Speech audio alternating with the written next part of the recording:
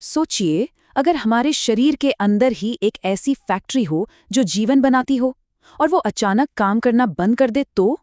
ये कहानी है उम्मीद की, विज्ञान की और उस फैक्ट्री को फिर से शुरू करने के एक अविश्वसनीय सफर की। चलिए, आज हम बोन मैरो ट्रांसप्लांट की इस जीवन रक्षक प्रक्रिया को थोड़ा गहराई से समझते हैं। देखिए, हमारे शरीर में हड्डियों के अंदर ना एक नरम स्पंजी सा ऊतक होता है। इसे कहते हैं बोन मैरो। यही है वो जीवन की फैक्ट्री जिसका मैं जिक्र कर रहा था। इसका काम है जरूरी चीजें बनाना, जैसे कि लाल रक्त कोशिकाएं, सफेद रक्त कोशिकाएं और प्लेटलेट्स। पर सोचिए, क्या हो अगर ये पूरा का पूरा सिस्टम ही फेल हो जाए? चलिए, इस कहानी के हीरो से मिलते हैं, आरव से। एक 10 साल का बच्चा जिसे क्रिकेट का जुनून था, स्कूल जाना पसंद था और दोस्तों के साथ खेलना तो बस पूछिए मत। उसकी जिंदगी बिल्कुल सामान्य थी, ऊर्जा और सपनों से भरी हुई। लेकिन फिर धीरे धीरे ना सब कुछ बदलने लगा। आरव को हर वक्त कमजोरी और थकान सी रहने लगी, बार बार बुखार आना और शरीर पर अजीब से नीले निशान पड़ना, वो भी बिना किसी चोट के। ये सब एक, आप जानते हैं, खतरे की घंटी थी। कुछ तो गड़बड़ थी। बहुत सारे टेस्ट हुए और फिर डॉक्टर ने वो खबर दी जिसने पूरे परिवार को हिलाकर रख दिया। आरव को एक गंभीर ब्लड डिसऑर्डर था और समस्या की जड़ उसकी बोन मैरो, वही जीवन की फैक्ट्री जो अब ठीक से काम नहीं कर रही थी। इस अंधेरे में उम्मीद की एक छोटी सी किरण दिखाई दी, जिसका नाम था बोन मैरो ट्रांसप्लांट। लेकिन इसके लिए सबसे पहले सबसे जरूरी चीज थी एक डोनर, एक ऐसा इंसान जिसका बोन मैरो आरव से मैच करे। और बस यहीं से असली तलाश शुरू हुई। तो आमतौर पर यह ट्रांसप्लांट दो तरह का होता है। एक होता है ऑटोलॉगस, जिसमें मरीज के अपने ही स्वस्थ सेल इस्तेमाल किए जाते हैं, और दूसरा होता है एलोजेनिक, जिसके लिए एक डोनर चाहिए होता है। आरव के मामले में उसे एक एलोजेनिक ट्रांसप्लांट की जरूरत थी, मतलब एक डोनर की। तो अब सबसे बड़ा सवाल यही था, क्या आरव के लिए कोई मैचिंग डोनर मिलेगा? क्योंकि समय बहुत तेजी से निकल रहा था और ये ट्रांसप्लांट प्रक्रिया का, आप कह सकते हैं, सबसे महत्वपूर्ण और मुश्किल कदम था। सबसे पहले परिवार के सदस्यों का टेस्ट हुआ और किस्मत ने साथ दिया, एक परफेक्ट मैच मिल गया।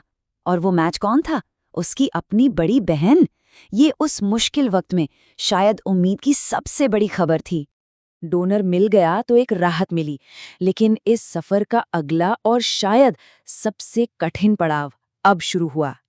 ये समय था आरव के शरीर को इन नई कोशिकाओं को स्वीकार करने के लिए तैयार करने का।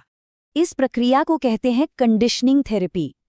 इसमें ना हाई डोज कीमोथेरेपी दी जाती है। क्यों? ताकि शरीर में जितने भी बीमार सेल हैं उन सबको खत्म किया जा सके। इसका एक साइड इफेक्ट ये होता है कि शरीर की बीमारियों से लड़ने की ताकत, मतलब इम्यूनिटी, वो लगभग शून्य हो जाती है। आप कल्पना कर सकते हैं यह आरव के लिए कितना कितना दर्दनाक रहा होगा। उसके बाल झड़ गए, वो बहुत कमजोर हो गया। लेकिन उस छोटे से बच्चे की हिम्मत देखिए। उसने कहा, ये दर्द बस थोड़े समय के लिए है, मेरी जिंदगी इसके लायक है। सोच कर देखिए। और फिर वो दिन आ ही गया, ट्रांसप्लांट का दिन। ये कोई डरावनी सर्जरी का दिन नहीं था, बल्कि ये एक नई शुरुआत का दिन था। एक तरह से एक पुनर्जन्म का दिन। एक चीज है जो बहुत से लोगों को नहीं पता होती, बोन मैरो ट्रांसप्लांट कोई बड़ा ऑपरेशन नहीं होता, आप जानते हैं, जिसमें काट पीट हो। इसमें स्वस्थ स्टेम सेल को एक आईवी ड्रिप के जरिए सीधे खून में डाल दिया जाता है, बिल्कुल वैसे ही जैसे खून चढ़ाते हैं। और फिर ये सेल चुपचाप शरीर के अंदर अपना सफर शुरू कर देते हैं। तो ट्रांसप्लांट हो गया, लेकिन काम अभी खत्म नहीं हुआ। अब शुरू होता है रिकवरी का एक लंबा और अनिश्चित, यानी कि अनसर्टेन सफर। ये एक महत्वपूर्ण प्रतीक्षा अवधि होती है, जहां धैर्य और देखभाल सबसे जरूरी चीजें होती हैं। मेडिकल भाषा में इस चरण को कहते हैं एनग्राफ्टमेंट, मतलब अब बस इंतजार करना है। इंतजार इस बात का कि क्या वो नए सेल बोन मैरो में अपनी जगह बना पाएंगे और काम करना शुरू करेंगे। इस दौरान आरव को संक्रमण से बचाने के लिए पूरी तरह से, मेरा मतलब बिल्कुल आइसोलेशन में रखा गया था, क्योंकि उसकी इम्यूनिटी, जैसा मैंने बताया, बिल्कुल शून्य थी। दिन हफ्तों में बदल रहे थे। हर पल डर और उम्मीद के बीच गुजर रहा था। और फिर एक दिन डॉक्टर ने मुस्कुराते हुए वो लफ्ज कहे जिनका सबको बेसब्री से इंतजार था, उसके काउंट्स में सुधार हो रहा है। इसका मतलब शरीर में नए स्वस्थ रक्त कोशिकाएं बनने लगी हैं, ट्रांसप्लांट काम कर रहा है। लेकिन रुकिए, लड़ाई अभी खत्म नहीं हुई थी। एक सफल ट्रांसप्लांट के बाद भी मरीज को काफी चुनौतियों का सामना करना पड़ता है। कमजोर इम्यूनिटी तो होती ही है, संक्रमण का ज्यादा जोखिम रहता है और एक और गंभीर खतरा होता है जिसे ग्राफ्ट वर्सेस होस्ट डिजीज कहते हैं। इसमें होता क्या है कि डोनर के नए सेल ही मरीज के शरीर पर हमला करने लगते हैं। तो हाँ, रिकवरी वाकई एक बहुत लंबी प्रक्रिया है। लेकिन सही देखभाल, दवाइयों और सबसे जरूरी परिवार के सहारे से आरव धीरे धीरे बेहतर होने लगा। अब वक्त था उसकी जिंदगी में वापसी का। और कुछ महीनों बाद तस्वीर बदल चुकी थी। आरव वापस क्रिकेट के मैदान पर था। वही हंसी, वही दौड़, वही जिंदगी लौट आई थी।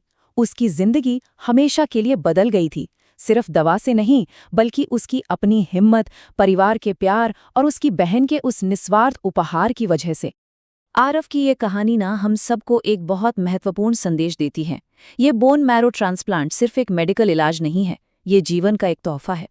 आज भी न जाने कितने मरीज एक मैचिंग डोनर का इंतजार कर रहे हैं और कोई भी हीरो बन सकता है स्टेम सेल डोनर के रूप में रजिस्टर करके। इसके बारे में जागरूकता फैलाकर किसी की जिंदगी को एक दूसरा मौका दिया जा सकता है। बस एक बात हमेशा याद रखिएगा, उम्मीद डर से हमेशा ज्यादा ताकतवर होती है और कभी-कभी एक छोटा सा दान भी किसी के लिए एक चमत्कार बन सकता है।